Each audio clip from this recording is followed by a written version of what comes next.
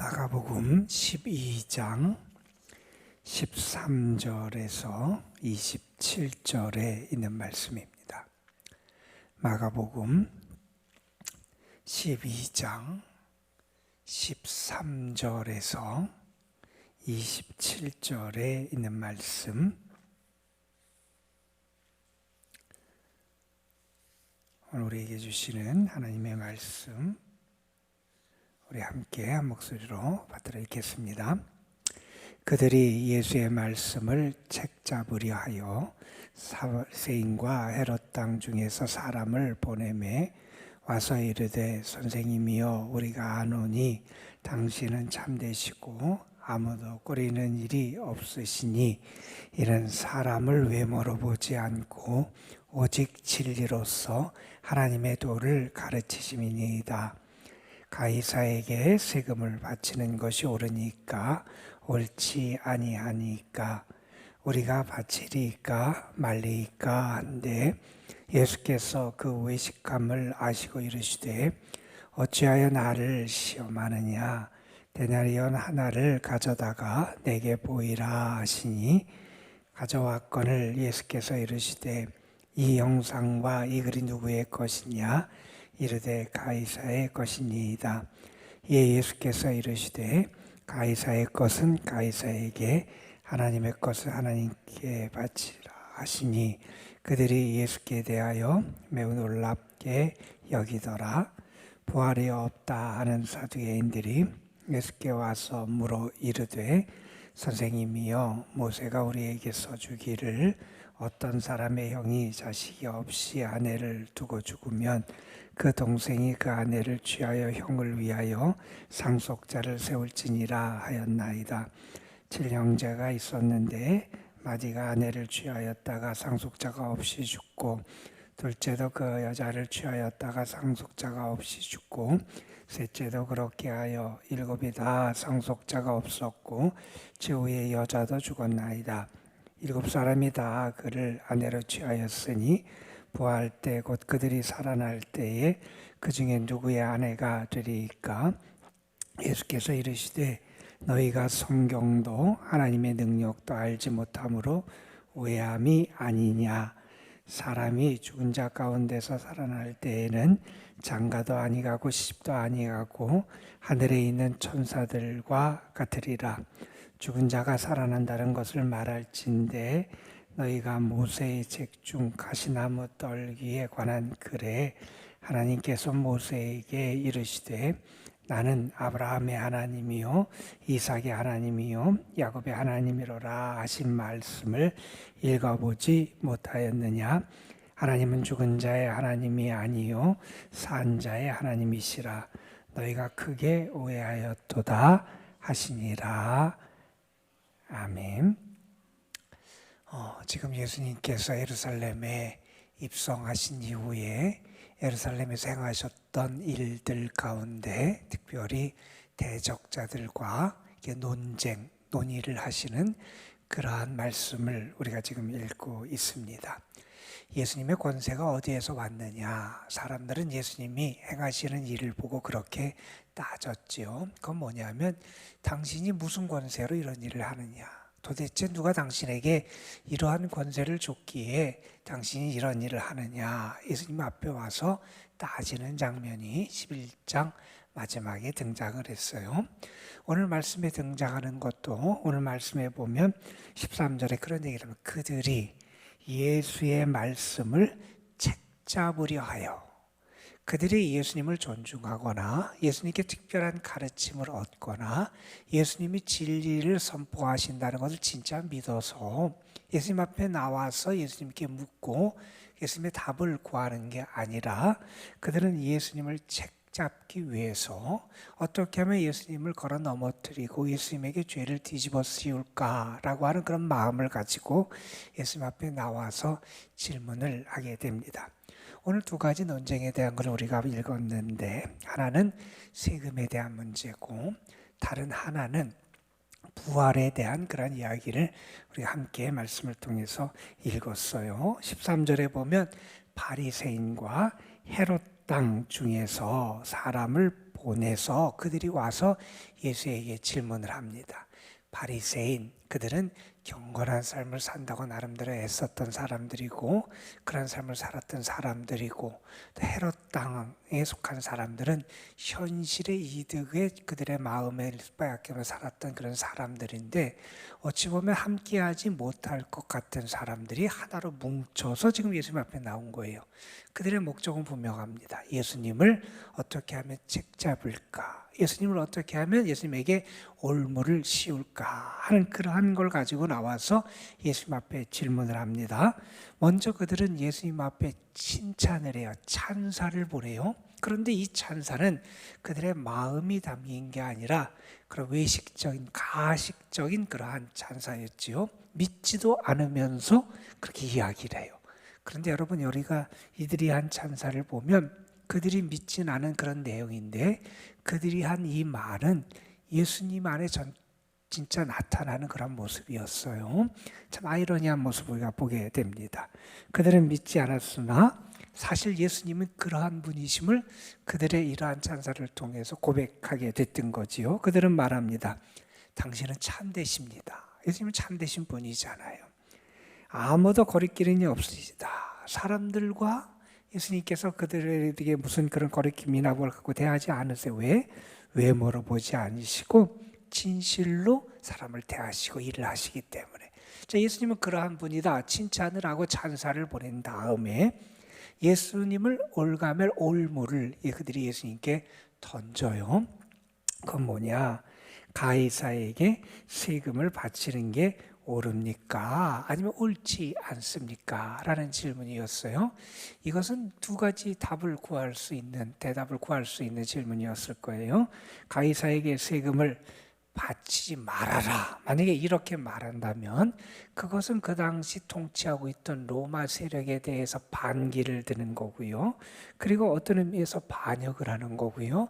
그래서 예수님을 정치범으로 몰아갈 수 있는 그런 함정이 되는 이에 가이사에게 세금을 바치지 말아라 라고 하는 대답이 될 거예요. 반면에 가이사에게 세금을 바쳐라. 그렇다고 하는 것은 하나님의 주권을 부정하는 것처럼 여겨지게 되고, 그러다 보면 이스라엘 사람들의 그들의 자존심과 그들의 신앙을 건드리는 것이 돼서 이스라엘 사람들에게 미움과 그들의 시기를 받게 될 그러한 답이 될 거예요. 자, 예수님 앞에 이러한 올무를 놓게 됩니다. 그때 예수님께서 뭐라고 말씀하시지요? 그들에게 왜 나를 시험하느냐? 예수님 이렇게 말씀하세요. 그들의 외식함을 아셨어요. 그들이 왜 이런 일을 하는지, 그들이 왜 이런 연극을 하면서 예수님 앞에 질문하는지를 아시고 예수님께서 그들에게 데나리온 하나를 가져와라, 내게 보이라, 그렇게 말씀을 하셨고, 그들이 데나리온 하나를 가져와요. 거기에는 그 당시 황제의 가이사의 그런 얼굴이 새겨져 있고 그 가이사를 나타내는 글씨가, 로마 글씨가 새겨져 있었다는 거죠. 그러면서 예수님께서 그렇게 그들에게 말씀하시죠. 이게 누구 형상이고 누구 글이냐? 가이사의 겁니다. 가이사의 것은 가이사에게, 하나님의 것은 하나님에게 바쳐라. 예수님은 그들이 던진 올무에 걸려 넘어가지 않으세요. 여러분, 우리 신앙인이 이 세상에 살아가는 사람이고 우리가 또한 믿음을 가진 사람이에요. 우리 세상과 우리 믿음이 때로는 갈등을 우리에게 가져오기도 하고 신장관계를 가져올 때도 있어요. 여러분, 다니엘을 한번 생각해 보세요. 포로로 끌려갔어요. 그 땅에서 살아가요. 그런데 다니엘은 어떻게 되냐면 그 땅에서 하나님께서 그에게 기대하시는 일을 이루어 가요. 그가 나름대로 그 땅에 익숙하게 적응하고 그 땅에서 또한 높은 관직을 차지하게 되고, 그러면서 그 땅에서 선한 영향력을 끼치며 하나님의 사람으로서 그가 걸어갈 길을 걸어가요. 그런데 그의 삶에서 또한 타협할 수 없는 문제가 생길 때가 있어요. 그의 신앙을 건드리는 문제, 이런 문제에 대해서는 그런 목숨을 걸고 타협하지 않아요. 이 신앙인의 삶의 모습이라는 거예요. 우리 신앙인이 이 세상을 떠나 사는 존재는 아니라는 거예요. 우리가 이 땅에 살아가요. 이 땅에서 우리가 걸어가고 행해야 될 모습도 있을 거예요. 그런데 우리가 우리의 문제에 있을 때 하나님이냐 세상이냐의 우리의 결정적인 그 문제 앞에서 우리는 하나님 편에 서야 되는 사람이지요. 우리는 우리가 걸어가야 될 행할 바를 잘 알고 지혜롭게 이 세상에서 우리의 삶을 살아가야 되는 사람이다 하는 것을 우리가 알게 돼요. 자, 그 다음에 어떤 일이 있게 되냐면 사두개인들이 찾아와요. 여러분, 그 당시 그 유대인들 가운데 유대인들 당시 그 사람들의 그룹 종파를 우리가 몇 가지로 나눠요.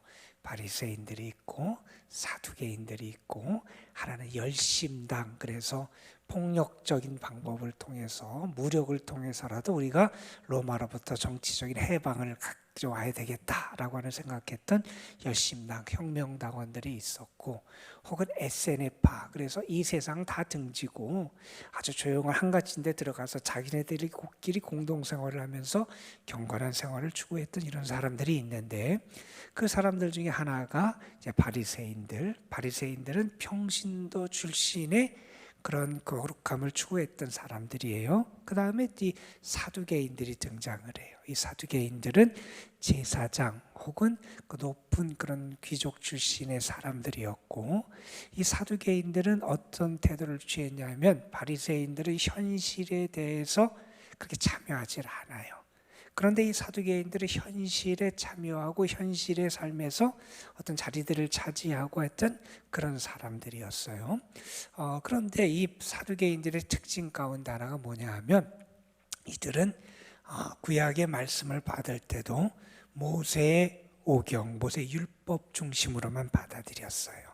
그러니까 아직은 그때는 우리가 얘기하는 경전이라고 하는 그것이 이렇게 확정되지 않은 때거든요. 우리가 신약 성경도 주 4세기에 와서 경전으로 확정이 되었고, 구약 성경은 대략적으로 주 1세기 경에 얌리아 회의를 기초로 해서 그때 이렇게 지금의 우리의 경전 형태로 확정이 되어 있었는데, 이 당시 예수님 당시에는 구약 성경 형태들이 있었죠. 율법도 있고 예언서도 있고 그다음에 이제 시편 같은 것도 다 있었지만 아직 확정적으로 우리가 경전이다 이런 게 묶여 있지 않았었는데, 이 사두개인들은 무엇을 자기들의 경전으로 받아들이냐면 모세 오경, 율법만을 그들의 경전으로 받아들였던 그런 사람들이에요. 그래서 이 사람들은 어떤 믿음을 가지고 있었냐? 천사도 안 믿었어요. 그리고 이 사람들은 부활도 안 믿었어요. 그리고 이 사람들은 영생에 대한 것도 믿지 않았다 그래요. 그러니까 그들이 생각하기에 모세 오경에 명시적으로 등장하지 않는 것은 그들은 믿지 않았다는 거예요. 그들 생각하기에는 모세 오경에는 부활도 언급이 안 돼 있고 모세 오경에는 천사에 대한 언급도 없기 때문에 그들은 그것을 믿지 않았다라는 거예요. 그 사두개인들 가운데 예수님께 나와서 묻는 거예요. 부활에 대한 문제를 가지고 예수님을 망신을 주려고 예수님을 찾아 나와서 질문을 해요. 여기가 그들이 갖고 나온 질문이 뭐냐면 신명기 25장에 나오는 그러한 문제예요. 그 당시에 이스라엘에서 그 이름을 보존하고 후손을 이어가는 게 중요했잖아요. 대를 잇는다 우리가 그렇게 하잖아요. 그런데 만약에 아들을 낳지 못하고 설하게 되면 어떡하느냐? 그 이름을 이어야 되는데 그걸 잇기 위해서 이러한 율법의 조항이 이렇게 만들어졌다는 거예요. 당시 문화 속에서. 그런데 그것을 가지고 예수님께 나와서 질문을 해요. 이게 뭐 사람에 따라서 얘기하는 그 이름이 여러 형태가 있어요. 대를 잇는다. 그래서 계대 이러한 결혼법 뭐 이렇게 얘기도 하고, 형이 죽은 다음에 그 형수를 내가 취해서 그 대를 잇게 한다. 그래서 형사 취수의 그러한 결혼법이다. 뭐 이렇게 얘기도 하기도 하고 뭐 여러 가지. 그리고 이 혼인의 그 계통을 이어가는 그래서 이게 수혼법 뭐 이런 식으로 얘기하기도 하고 붙이는 이름이 여러 가지가 있어요. 그런데 그 내용은 하나예요. 여기서 그들이 질문을 합니다. 예수님께 나와서 질문을 해요. 7 형제가 있었는데 형이 아들을 못 낳고 죽어요. 그래서 둘째가 그 형수와 함께 또 살았는데 또 아들을 못 낳고 또 죽어요. 이렇게 7개까지 내려가서 다 죽으면 나중에 부활 때에 그 여인은 누구의 아내가 되느냐? 라고 하는 그런 질문을 한 거예요. 이들이 이런 질문을 하는 그들의 논리는 분명해요. 부활이 있다면 만약에 그 여기에 이렇게 가르쳐주는 신명기 25장에 등장하는 이 형사취수의 율법은 부활 때 심각한 문제를 야기할 거라는 거예요. 도대체 이게 누구의 아내가 되는 게 마땅하냐? 이게 참 혼란을 가져오게 될 거라는 거예요. 부활이 있으면 그러한 게 나중에 부활 때 문제가 돼서 도대체 이게 누구의 아내로 돼야 되느냐? 혼란스럽게 될 거다라고 하는 걸 그들이 전제해요. 그들은 또 어떤 생각이 있냐면 하나님께서 모세를 통해서 주신 모세 율법은 온전한 법이라는 거예요. 문제가 있으면 안 된다는 거예요. 문제가 있으면 안 되는데 율법이 그 문제를 만들면 안 되는데 나중에 부활이 있다면 그런 문제가 나중에 야기될 거니 부활이 없어야 논리상 맞다는 거예요. 이런 걸 가지고 그들이 예수님 앞에 나와서 질문을 해요. 그때 예수님께서 그들에게 이러한 답변을 하시잖아요. 여기 보면 그런 말씀을 하십니다. 여기 24절에 보면 예수께서 이르시되 너희가 성경도 하나님의 능력도 알지 못함으로 오해했다 하는 그런 말을 해요. 그들이 성경을 알지 못했다라고 하는 것은 예수님이 말씀하시고 예수님이 보시기에는 성경에서 이미 하나님의 말씀에서 이미 부활에 대한 것이 나타나고 있다는 말씀이고 성경의 핵심적인 내용에 부활을 빼놓을 수 없다는 그런 말씀이고 그 다음에 또 하나님의 능력도 모른다라고 하는 것은 하나님이 전능하신 하나님이시잖아요. 하나님이 능하시지 못할 일이 없으시잖아요. 그 하나님의 능력을 그들이 알지 못한다는 거예요. 나중에 로마서에 와서 바울은 이것을 거의 같이 봅니다. 그러니까 우리가 창조의 하나님을 믿는 것은 부활의 하나님을 믿는 거라는 거예요. 하나님이 이 세상을 창조하신 것을 믿어요. 하나님은 없는 데서 있게 하시는 분이라는 거예요. 무에서 유를 창조하신 하나님이 죽은 자를 살리시는 것은 무에서 유를 창조하는 것 똑같다는 거예요. 창조의 믿음이 있으면 그것은 결국 부활의 믿음을 포함한다는 거예요. 바울은 그것을 그렇게 설명하기도 합니다. 어쨌든 예수님께서 그렇게 그들에게 말씀하세요. 그들이 부활을 믿지 않는 것은 결국 성경도 모르는 것이고 하나님의 능력도 그들이 제대로 알지 못하는 거다. 이런 말씀을 하신 다음에 이렇게 말씀하세요. 사람이 죽은 자 가운데 다시 살아 다시 부활할 때는 장가도 아니하고 시집가는 것도 아니다 하는 말씀을 하세요. 그러니까 차원이 달라진다는 거예요. 땅의 차원의 모습이 아니라는 거예요. 그것은 하늘의 차원이라는 거예요. 우리의 삶이 단지 우리가 지금 경험하고 우리는 이 세상에서 보는 게 다인 것처럼 생각하고 그 틀에 갇혀서 생각을 하고 판단을 하지만 하나님의 차원으로 변화되고 하나님의 차원으로 나타나는 모습이 우리에게 있게 된다 하는 거예요. 그런 다음에 예수님께서는 사두개인들은 모세의 오경만을 성경으로 받아들였다 그랬잖아요. 그래서 예수님은 그들이 받아들이고 믿고 있는 말씀 중에서 부활에 대한 것을 말씀하는 한 말씀을 지금 들어서 그들에게 말씀을 해주세요. 어떤 말씀이냐면 출애굽기 3장 말씀이에요. 모세가 가시나무 떨기에서 하나님을 만났던 그 장면을 지금 예수님께서 인용을 하세요. 출애굽기 말씀을 인용하시면서 뭐라고 말씀하시느냐? 그때 하나님께서 모세에게 뭐라고 말씀하셨냐 생각해 보라는 거예요. 하나님이 자신을 나타내시면서 자신을 뭐라고 말씀하셨느냐? 나는 아브라함의 하나님, 이삭의 하나님, 야곱의 하나님이다 이렇게 말씀하셨다는 거예요. 자, 하나님은 죽은 자의 하나님이 아니라 산 자의 하나님이라는 거예요. 자, 당시 모세가 하나님을 만날 때 모세 때는 이미 아브라함이 저 옛날 이야기예요. 그러니까 모세 때는 아브라함은 이 세상적으로 보면 이미 죽은 사람이고 옛날 사람이라는 거예요. 아브라함도 그렇고 이삭도 그렇고 야곱도 그렇고 다 옛날 사람은 죽은 사람인데 하나님은 뭐라고 자신을 소개하냐면 하나님은 나는 아브라함의 하나님, 이삭의 하나님, 야곱의 하나님이라고 현재형으로 소개하시더라는 거예요. 이건 뭐냐? 그들이 세상적으로 보면 너희들은 죽은 사람처럼 보일지 모르지만 그들은 하나님과의 영원한 교제 속에 살아있다는 것을 하나님이 나타내 주신 거라는 거예요.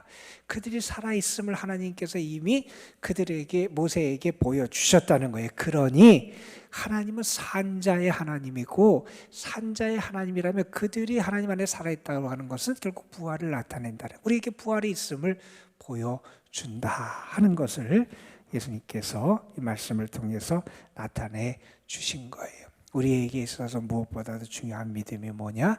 부활의 믿음이라는 거예요. 이 믿음이 있어야 우리는 흔들리지 않아요. 이 부활의 믿음이 있어야 소망 중에 살아갈 수 있어요. 이 믿음이 있어야 우리는 영원한 생명을 바라보며 참된 믿음 가운데 살아갈 수 있다는 거예요. 고린도전서 15장에서 바울이 우리에게 예수님의 부활을 소개해 주는 얘기가 등장을 해요. 그러니까 예수님에 대해서 예수님이 어떤 사역을 하셨고 어떻게 고난 당하셨고 그 다음에 죽으셨고 그 다음에 부활하셨다는 걸 소개하고 예수님의 부활이 잠자는 자들의 첫 열매가 되신다 그러면서 예수님을 통해서 우리에게 부활이 보증됨을, 우리에게 부활이 또 몸이 어떻게 될 거다 설명들 하는 얘기가 등장을 하는데, 거기서 예수님의 부활을 말하면서 이런 얘기를 해요. 덧붙여요. 어떻게 예수님이 부활하셨느냐? 성경대로. 성경대로. 하나님의 말씀 속에 이미 하나님이 말씀해 주셨다는 거예요. 성경대로 주님께서 부활하셨다는 거예요. 성경은 우리에게 이미 이 부활에 대해서 증언하고요. 오늘 우리가 읽었던 이 출애굽기의 이 말씀뿐만 아니라 호세아서 또 이사야서 등등에서도 구약에서도 이미 부활에 대해서 언급하는 말씀들 우리가 만나게 돼요. 우리가 가져야 될, 그 흔들리지 말고 붙잡아야 될 믿음 가운데 하나는 이 부활에 대한 믿음이다. 주님이 부활하셨음을 믿으면 우리에게도 부활이 있음을 믿는 거예요.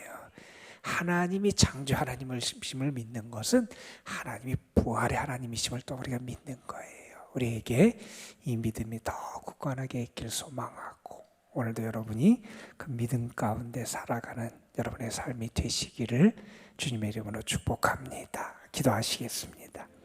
아버지 하나님, 사람들은 예수님을 계속 어떻게 하면 책 잡을까, 어떻게 하면 망신을 줄까, 예수님을 해코지하기 위해서 노력했지만 예수님은 참 지혜를 가지고 참 능력 있는 그러한 말씀을 통해서 그들의 모든 잔꾀를 물리치시고 말씀의 권위와 진리의 생명의 말씀을 증언하시고 선포해 주셨습니다.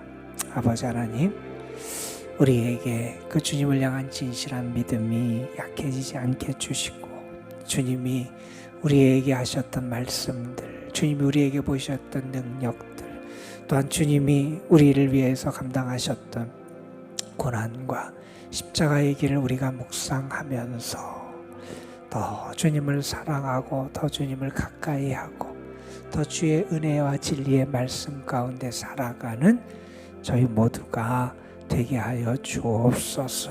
아버지 하나님, 특별히 우리에게 무엇보다도 부활의 믿음이 있기를 소망합니다. 주님, 우리가 어떤 일이 있어도 나는 죽은 자를 다시 살리시고 우리에게 참 생명을 주시고 우리를 다시 일으켜 세우시는 주님을 믿는다는 이 믿음을 갖고 살아가는 저희들 되게 하여 주시고, 어떤 일이 있어도 어떤 시험과 환난과 고난이 있을지라도 이 믿음을 굳건히 붙잡고 살아가는 저희들이 되게 하옵소서. 아버지 하나님, 오늘도 주님 앞에 나와서 기도합니다. 주님이 우리를 도우시는 분이시기에 주님은 오늘도 참 믿음으로 하나님과 교제하는 자들의 하나님이 되시기에 우리는 그 하나님 앞에 모든 것을 맡기며 믿음으로 나아갑니다. 우리의 연약함을 아시기에 우리를 도우시고 우리의 아픔을 아시기에 우리를 치유하시고 우리의 곤고함을 아시기에 우리를 위로하시는 하나님이심을 믿습니다. 하나님을 만나는 행복을 누리게 하여 주시고 하나님이 우리를 도우시고 힘을 주시는 은혜를 덧입는 저희들 되게 하여 주옵소서. 세상은 또한 마귀는, 사탄은 자꾸 우리를 흔들려 그럽니다.